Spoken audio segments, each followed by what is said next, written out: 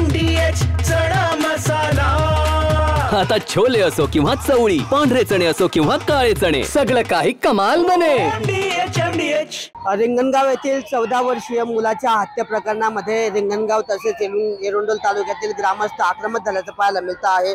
जळगाव शहरामध्ये आज रिंगणगाव येथील ग्रामस्थांच्या वतीने जिल्हाधिकारी कार्यालयावर भव्य असा मोर्चा या ठिकाणी काढण्यात आलेला आहे आणि या मोर्चामध्ये हजारोंच्या संख्येने महिला असतील, पुरुष ग्रामस्थ या ठिकाणी सहभागी झालेले आहेत। या प्रकरणामध्ये पोलिसांनी 2 आरोपींना अटक केलेली आहे। एक आरोपी जो आहे या ठिकाणी अद्यापही फरार आहे, त्याचाही पोलीस शोध घेत आहे। मात्र या तपासावर पोलिसांनी या गुन्ह्याच्या तपासावर प्रश्नचिन्ह उपस्थित केलं असून या गुन्ह्यामध्ये नरबळीचं कलम का लावले नाही यासह या प्रकरणाची CBI चौकशी करावी, तसेच मयत बालकाच्या कुटुंबियाला न्याय मिळावा यासह हे सर्व ग्रामस्थ या ठिकाणी आक्रमक झाले असून रस्त्यावर उतरल्याचं पाहायला मिळतं आहे।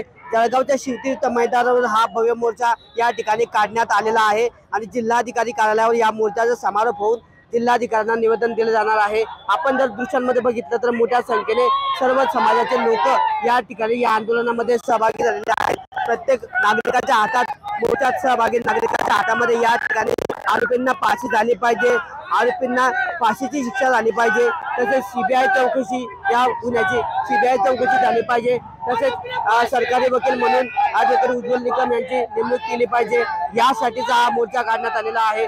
नेमकं पोलिसांनी नरबळीचा कलम वाढवावं गुन्ह्यामध्ये, त्यानंतर या प्रकरणाचा पोलिसांनी जो तपास केलेला आहे त्यावर सुद्धा संशय व्यक्त केला असून या प्रकरणाची CBI चौकशी करून आरोपींना चौकामध्ये भर चौकात फाशीची शिक्षा द्यावी यासाठी आता रिंगणगाव येथील ग्रामस्थ आक्रमक झाल्याचं पाहायला मिळतं आहे। किशोर पाटील, TVN मराठी, जळगाव। वाह, काय आता मिळाली का चव? होय तर आता मिळाली खरी चव। MDH चंकी चाट मसाला, जीवनाला खऱ्या चवीचे रंग। असली मसाले सच MDH।